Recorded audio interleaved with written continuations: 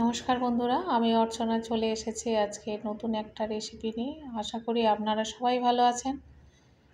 আজকের রেসিপিটা একটু অন্যরকম। আজকের আমি করব নিমকি ভাজা। তার জন্য প্রথমে আমি 200 গ্রাম ধনিয়া পাতা কুচিয়ে নিয়েছি। এটা আমি পেস্ট করব। এটা ভালো করে ধুয়ে কুচিয়ে রেখেছি। এবার পেস্ট করেও নিয়েছি। দেখছেন, এখানে আরেকটু জল মেশাতে হবে। এবারে আমি নিয়েছি 500 গ্রাম ময়দা। তার মধ্যে দিয়ে দিচ্ছি 1 চামচ নুন, আর কালো জিরে, আরও একটু কালো জিরে দেব। 1.5 চামচের মতো কালো জিরে দিয়ে দিয়েছি।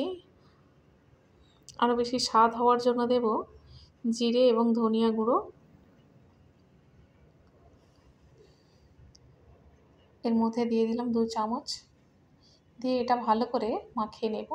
সমস্ত উপকরণ দিয়ে দিয়েছি। এবার এটা ভালো করে মাখিয়ে নিচ্ছি। মাখানো হয়ে গিয়েছে। এবারে দেব 2 চামচ সাদা তেল।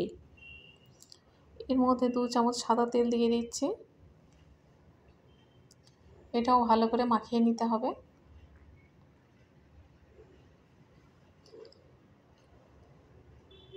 ভালো করে তেল দিয়ে মাখিয়ে নিয়েছি। আর যে আমি ধনেপাতা পেস্টটা বানিয়েছিলাম, একটু জল দিয়ে পাতলা করে নিয়েছি। অল্প অল্প করে একটা ডো বানিয়ে নেব। ডো বানিয়ে নিয়েছি। বুঝতে পারছেন কত সুন্দর হয়েছে। এটা আমি আধা ঘন্টা রেখে দেব। আধ ঘন্টা রাখার পরে তবে এটা আমি বেলবো। আধা ঘন্টা হয়ে গিয়েছে। তারপর আমি একটা লেচি নিয়ে ভালো করে বেলে নিয়েছি, বেশ পাতলা করে। এবার আমি যেমনভাবে কাটতে চাই তেমনভাবে কেটে নেব।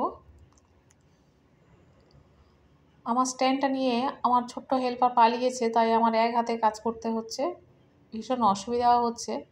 তার মতের বিরুদ্ধে কাজ করলে সে অনেক কিছু নিয়ে পালায়। হয় ক্যামেরা, না হয় স্ট্যান্ড নিয়ে পালাবে। আমি এক হাতেই কাটছি। খুব ধীরে ধীরে এটা কাটতে হবে যদিও। এটা খুব সাবধানে কেটে নিচ্ছি। তাই বেশি দেখাতে পারলাম না, অল্প করে কেটে দেখাচ্ছি। এভাবে আমি কাটছি, ছোট ছোট করে কেটে নিচ্ছি।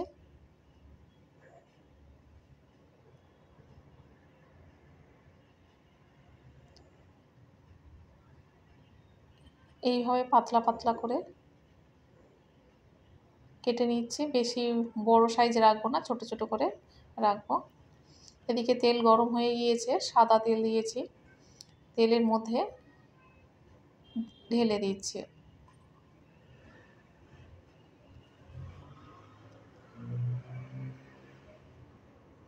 কত সুন্দর ফুলছে।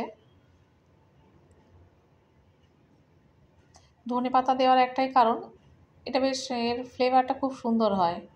আমার বেশ ভালো লাগে, তাই আমি এটা দিয়েই বানাই নিমকি ভাজলে। বা অনেক সময় আমি গোলমরিচের গুঁড়ো দিয়ে দিই। দিলে এর স্বাদটা যেন আরও বেড়ে যায়, খেতেও বেশ ভালো লাগে। এটা একটু লালচে করে ভাজবো। একটু সময় নিয়ে ভাজতে হবে।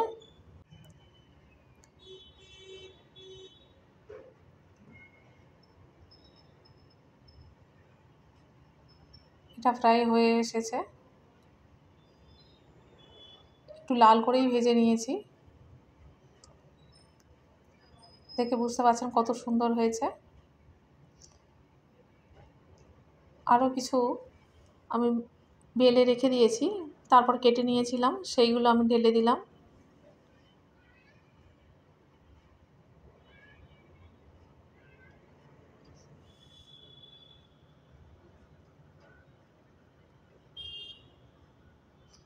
এগুলো লাল লাল করে আমি ভেজে নেব।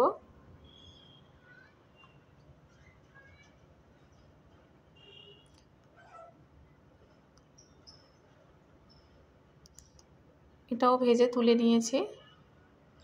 দেখে বুঝতে পারছেন কত সুন্দর হয়েছে, কত মুচমুচেও হয়েছে, দেখেই বোঝা যাচ্ছে।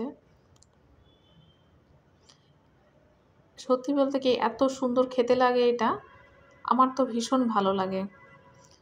কেমন হয়েছে কমেন্টে জানাবেন। আমি অর্চনা, আপনারা দেখছেন মাইসেলফ দীপ্তেন্দ্র। অবশ্যই করে লাইক, শেয়ার এবং সাবস্ক্রাইব করবেন। দেখা হবে আবার পরের ভিডিওতে।